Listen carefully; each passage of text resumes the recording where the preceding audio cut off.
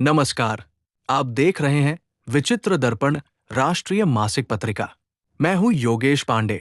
आज हम बात कर रहे हैं यूक्रेन युद्ध से जुड़ी एक बेहद अहम और कूटनीतिक मोड़ वाली खबर की, जो पूरी दुनिया की निगाहों का केंद्र बनी हुई है। जर्मनी की राजधानी बर्लिन में यूक्रेन और अमेरिका के बीच शांति वार्ता को लेकर लंबे समय तक चली एक महत्वपूर्ण बैठक हुई है।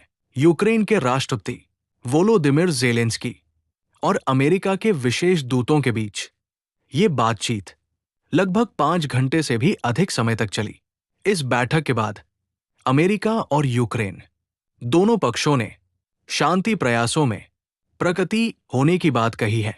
तस्वीरों में आप देख सकते हैं कैसे राष्ट्रपति ज़ेलेंस्की अमेरिकी प्रतिनिधि मंडल से हाथ मिलाते नजर आ रहे हैं, जो इस बात का संकेत है कि बातचीत का माहौल तनावपूर्ण नहीं बल्कि संवादपरक रहा। अब समझते हैं इस बैठक का असली मतलब क्या है।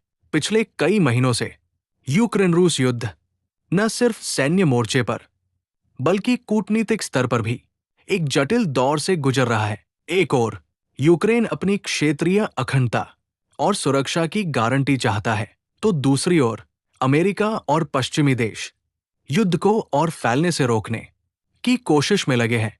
बर्लिन में हुई इस बैठक में मुख्य रूप से 3 अहम मुद्दों पर चर्चा हुई। पहला, युद्ध विराम की संभावनाएं और उसके लिए जरूरी शर्तें। दूसरा, यूक्रेन की सुरक्षा व्यवस्था और भविष्य में अंतर्राष्ट्रीय गारंटी। और तीसरा, मानवीय संकट यानी आम नागरिकों की सुरक्षा, शरणार्थियों की वापसी और पुनर्निर्माण की योजना। सूत्रों के मुताबिक अमेरिकी दूतों ने यूक्रेन को ये आश्वासन दिया है कि कूटनीतिक समाधान की दिशा में अमेरिका पूरी तरह से सक्रिय भूमिका निभाएगा।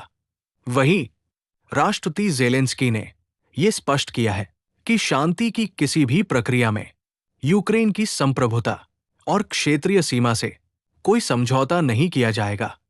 हालांकि इस बैठक के बाद कोई औपचारिक समझौता या लिखित घोषणा सामने नहीं आई है, लेकिन दोनों पक्षों द्वारा सार्थक प्रगति की बात कहना अपने आप में एक सकारात्मक संकेत माना जा रहा है। राजनीतिक विशेषज्ञों का कहना है कि बर्लिन वार्ता आने वाले दिनों में किसी बड़े शांति ढांचे की नींव रख सकती है। हालांकि रास्ता अब भी आसान नहीं है। दोस्तों, ये सिर्फ यूक्रेन या अमेरिका की खबर नहीं, बल्कि ये पूरी दुनिया के लिए शांति और स्थिरता से जुड़ा एक निर्णायक प्रयास है।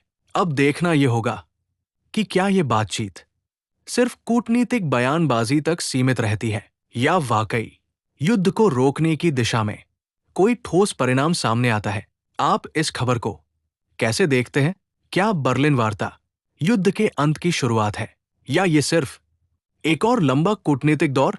अपनी राय ऐसी ही गंभीर, सटीक और विश्वसनीय खबरों के लिए हमारे चैनल को सब्सक्राइब करें, वीडियो को लाइक करें और अपने दोस्तों के साथ साझा करें।